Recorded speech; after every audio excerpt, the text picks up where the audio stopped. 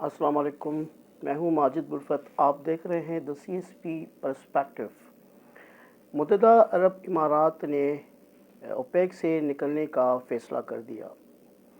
कल Saudi Arabia के शहर जद्दा में ओपेक का एक बहुत अहम इजलास बुलाया गया और इसी दौरान UAE मुत्तहदा अरब इमारात ने अपने इस निकलने का फ़ैसला सुना दिया। जी हाँ, 60 साल बाद ये फ़ैसला UAE ने किया और क्यों किया, इसका हम जायज़ा लेते हैं। ओपेक क्या है? ओपेक एक ऑर्गेनाइजेशन है पेट्रोलियम प्रोड्यूसिंग एक्सपोर्टिंग कंट्रीज़ की। एक ऐसा कार्टेल है जिसका सऊदी अरब एक डिफेक्टो लीडर भी माना जाता है और इस वक्त ये कार्टेल का छोड़ना UAE का ईरान जंग में नाराज़गी का इज़हार है सीधा सीधा। और इसके अलावा सऊदी अरब के साथ इख्तलाफात को भी मज़ीद वाज़ेह करता है। जी हाँ, हम इसको अब समझते हैं। रॉयटर्स ने लिखा है कि सोहेल मजूरी जो UAE के मिनिस्टर हैं, क्या इन्होंने उनसे सवाल किया गया, क्या इन्होंने ओपेक को अपने इस फैसले के बारे में पहले बताया था या मशवरा किया था किसी भी मुल्क से? इनका जवाब था कि UAE ने ये मामला किसी और के सामने नहीं रखा क्योंकि ये UAE का अपना एक पॉलिसी डिसीजन है। नाज़रीन, दिसंबर के ही मंथ में अभी 3 महीने कबल सऊदी अरब और UAE के दरमियान यमन के मसले पर वाज़ेह इख्तलाफात सामने आए। जी हाँ, हालांकि माजी में काफ़ी ही मराहिल पर दोनों को यकजा देखा गया है। हौती बागियों की मैं बात करूँगा यहाँ पे। यमन की जब बात की जा रही है, हौती बागियों से लड़ते रहे दोनों मिलकर, लेकिन फिर मुख्तलिफ धड़ों को दोनों ने अलग अलग सपोर्ट करना शुरू कर दिया। इख्तलाफात सामने आने लगे। देखें, 3 माह कबल दिसंबर 2025 में सऊदी अरब की क़यादत में इत्तेहादी अफवाज ने जुनूबी यमन के बंगला बंदरगाह पर UAE के एक शिप पर हमला कर दिया, मिज़ाइली हमला कर दिया और इसमें मौजूद जो गाड़ियां थी, असला था, उसको कब्ज़े में ले लिया और उसको काफ़ी चीज़ों को उनको नुकसान भी पहुंचाया गया। सऊदी अरब की जो अफवाज है उसने UAE के शिप पर जब हमला किया तो मुख्तलिफ़ चीज़ों को सामने पेश किया गया मीडिया पे, मुख्तलिफ़ आराएं सामने आई और मुख्तलिफ़ ओपिनियंस हमने देखे।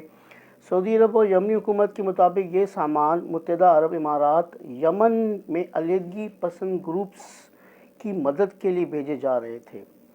सऊदी अरब ने यह भी कहा कि हमारी कौमी सलामती हमारे लिए रेड लाइन है, सुर्ख लकीर है, रेड लाइन है, इसको हम किसी को क्रॉस करने नहीं देंगे, इसका दिफा हर सूरत में किया जाएगा। ये मुत्तहदा के ख़िलाफ़ जो महदूद कार्रवाई थी बंगला पोर्ट में, जिसमें कोई जानी नुकसान नहीं हुआ। फिर उसके बाद ज़राए ने रॉयटर्स को बताया उसी वक्त कि ये जो हमला हुआ है जिस डॉक पर हमला हुआ है वहाँ पर ही सामान उतारा जा रहा था।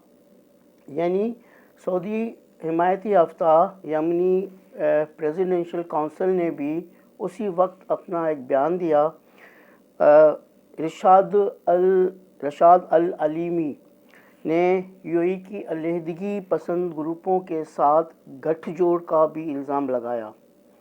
ये और बात है कि काफ़ी अरसे तक सऊदी अरब और UAE ने मिलकर इन ग्रुप्स के ख़िलाफ़ एक महाज़ लगाया हुआ था और आगे ये भी उस में अपनी स्टेटमेंट में प्रेसिडेंशियल काउंसिल के जो सरबराह हैं رشاد علیمی نے یہ بھی کہا ہے کہ نہ صرف اس کے ساتھ دفاعی معاہدہ ہم منسوخ کر رہے ہیں یو اے ای کے ساتھ، بلکہ یمن سے یو اے ای کی فورسز کو فوراً نکل جانے کا حکم بھی دیا۔ سعودی عرب نے بھی اس بیان پر اس کو انڈورس کیا، سیکنڈ کیا، اور اس کو پھر دہراتے ہوئے یو اے ای سے 24 گھنٹے کے اندر اپنی افواج کو یمن سے نکالنے کا کہا، اور اس مطالبے کو دیکھتے ہوئے یو اے ای نے اپنی اسٹریٹجی کو ڈیوائس کرنا شروع کر دیا۔ یو اے ای نے ان الزامات کی تردید کی اور کہا کہ وہ سعودی عرب کے اس اعلان سے مایوس ہیں اور اس کارروائی سے بھی بہت حیران ہیں۔ یو اے ای کے ڈیفنس منسٹر نے اعلان کر دیا کہ وہ یمن سے اپنے کاؤنٹر ٹیررزم یونٹ کو واپس بلائیں گے۔ سوڈان، جہاں 2023 سے سول وار چل رہی ہے، وہاں بھی سعودی عرب اور یو اے ای کے درمیان ہم نے پراکسی وار دیکھی ہے، اور پراکسی وار ابھی تک جاری ہے۔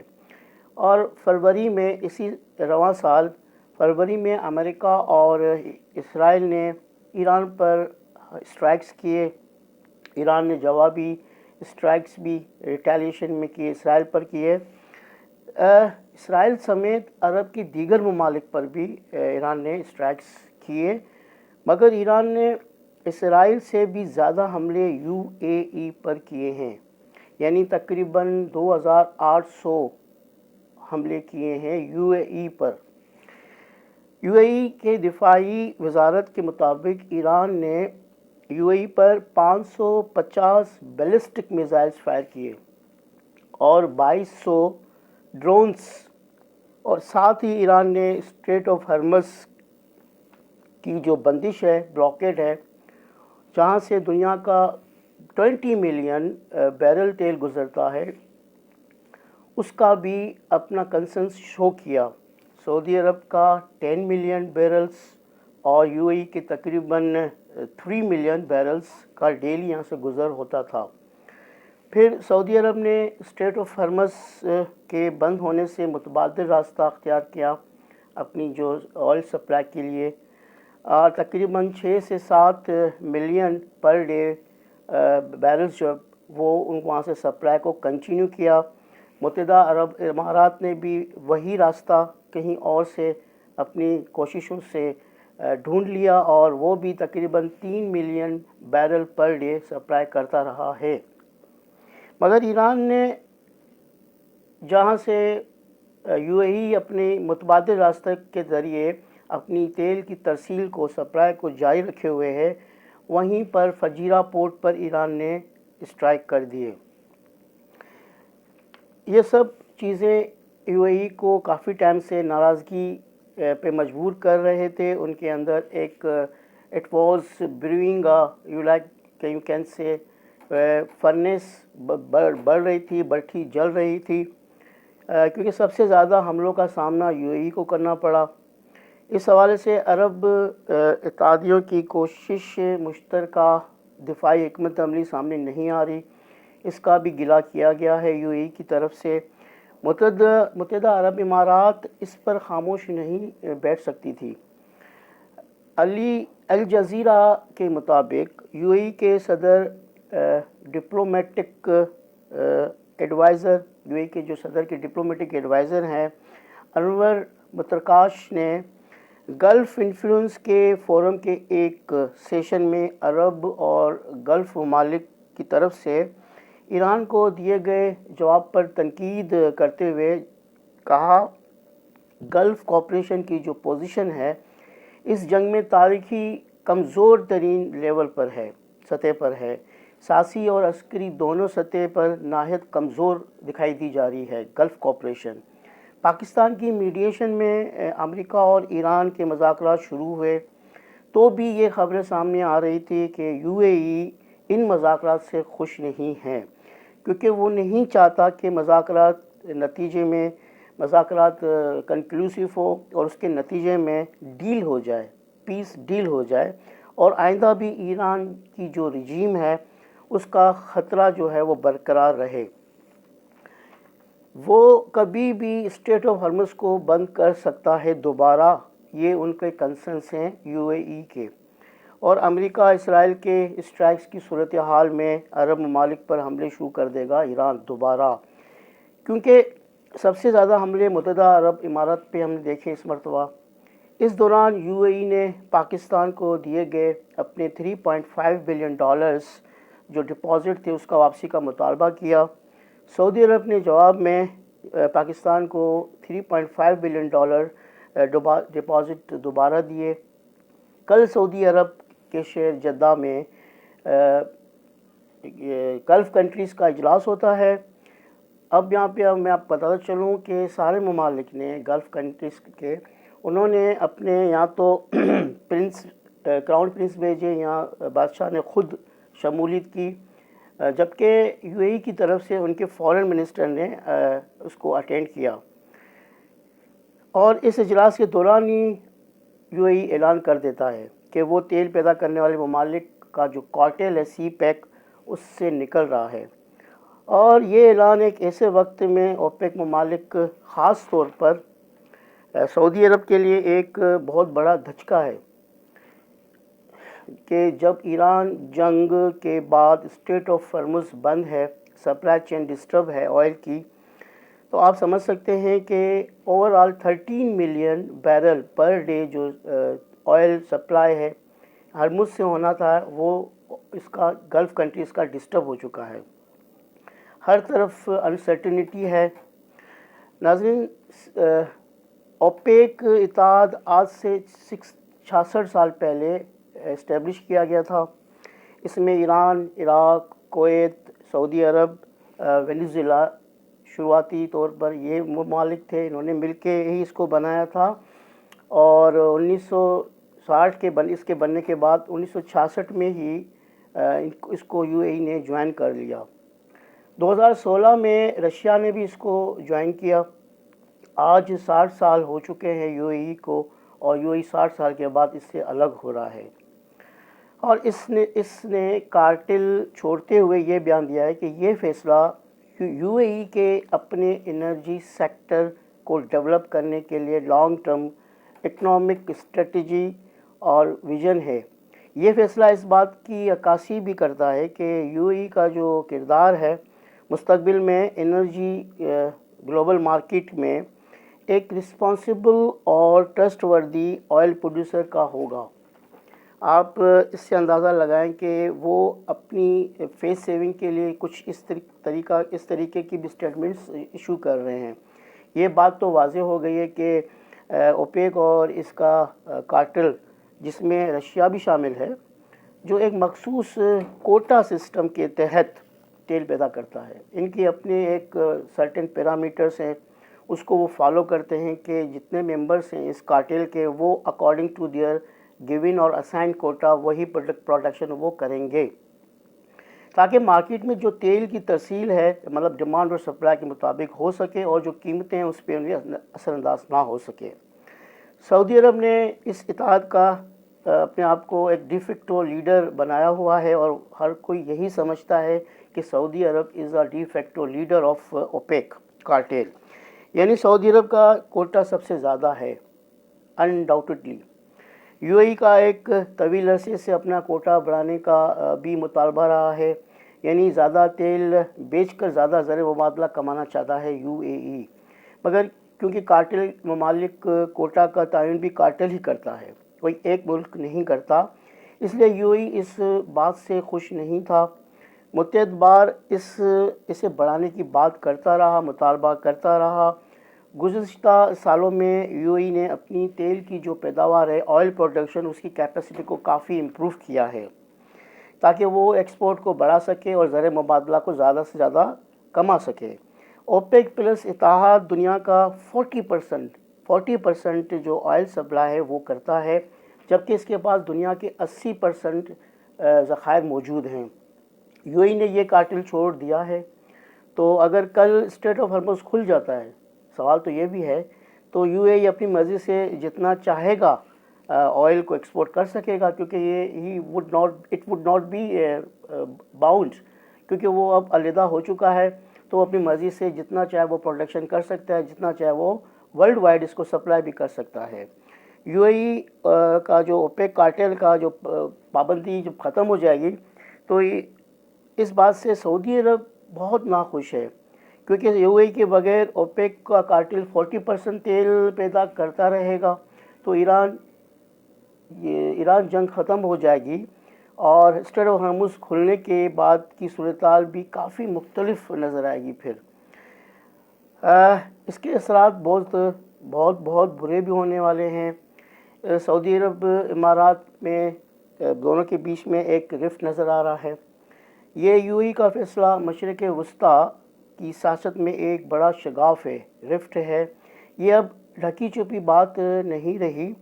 محمد بن سلمان اور محمد بن زاید کے درمیان پالیسیز کا شدید اختلافات ہے۔ ایک ملک تیل کی قیمتیں بڑھانا چاہ رہا ہے، آسمان پر دیکھنا چاہ رہا ہے، اور دوسرا اس کو سستا کرنا چاہ رہا ہے اور اپنی زر مبادلہ کا اضافہ کرنا چاہ رہا ہے۔ خلیجی اتحاد کا خاتمہ بھی ہوا ہے، اس سے خلیجی یکجہتی کا دور اب قصہ پارینہ نظر آ رہا ہے۔ اب یہ صرف معاشی مارکیٹ شیئرز کی جنگ ہے۔ جی ہاں، مارکیٹ شیئرز کی جنگ بن چکی ہے۔ آپ نے ہرمز کا بھی مسئلہ دیکھ لیں، ایران جنگ اور کشیدگی کی وجہ سے تیل سپلائی روٹس خطرے میں ہے۔ اس سے نکل کر یو اے ای کسی بھی تنظیم کے تابع رہنے کے بجائے براہ راست امریکہ اور دیگر طاقتوں کے ساتھ آزادانہ دفاعی اور معاشی معاہدے کرنا چاہے تو کر سکتا ہے۔ اگر ہم یہاں پہ اسرائیل فیکٹر کو اگر ہم دیکھیں، جیسے کہ ہمیں اس فیصلے کو جیو پولیٹیکل الائنمنٹ کی لینس سے اگر ہم دیکھیں، جی ہاں، کوئی بھی ایلیفنٹ ان دی روم کی بات نہیں کر رہا اس وقت۔ ہو از دی ایلیفنٹ ان دا روم؟ میرا مطلب اس معاملے میں اسرائیل فیکٹر کیا ہے؟ ہم نے اپنی انالیسس میں دیکھا کہ جہاں سعودی عرب اور یو اے ای یکجا ہوا کرتے تھے، اب دونوں میں شدید اختلافات ہیں، خاص طور پر یمن، سوڈان کے ایشوز پر۔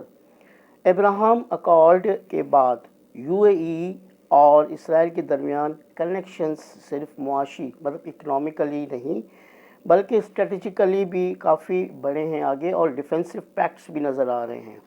ایران کی اینیموسٹی، دشمنی جو ہے، تو یو اے ای کو اسرائیل کے مزید قریب لے گیا ہے۔ اسرائیل ساری صورتحال کا فائدہ اٹھا رہا ہے، اور اس سے اسرائیل کی جو گریٹر اسرائیل پالیسی ہے، ڈیزائنز ہیں، اور اکنامک ڈومیننس کا جو ایجنڈا ہے وہ نظر آ رہا ہے۔ اسرائیل مختلف معاہدوں کے ذریعے، معاشی شراکت داریوں کے ذریعے، اور اس کی آڑ میں خلیجی جو ریاستیں ہیں ان کی خود مختاری کو کمزور کرتا جا رہا ہے۔ ہم نے اب اس بات پہ بھی ضرور غور کرنا ہے۔ واشنگٹن کے ایوانوں میں اس فیصلے پر جشن منایا جا رہا ہے۔ صدر ٹرمپ شروع سے ہی اوپیک کی مونوپلی کے خلاف تھا، وہ اس کو مونوپلی ہی ڈکلیئر کرتا آ رہا ہے۔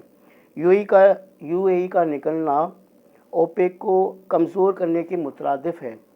چین، بھارت، خاص طور پر اسرائیل اس سارے معاملے پر گہری نظر رکھے ہوئے ہے، لیکن جب تک ایران پر اسرائیل امریکہ کی جنگ جاری رہے گی، مارکیٹ میں وار رسک پریمیم رہے گا، جس کا مطلب ہے کہ قیمتیں فوری طور پر نیچے نہیں آئیں گی۔ واضح رہے کہ ساری صورتحال میں ایک چیز بالکل کلیئر ہے کہ گلف کنٹریز کو سیاسی عدم استحکام کی صورت میں بہت بڑی معاشی قیمت چکانی پڑے گی۔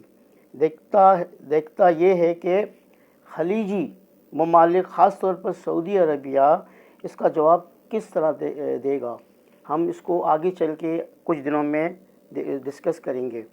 آپ کے خیال میں یو اے ای کا یہ فیصلہ پاکستان جیسی معیشتوں کے لیے فائدہ مند ہوگا؟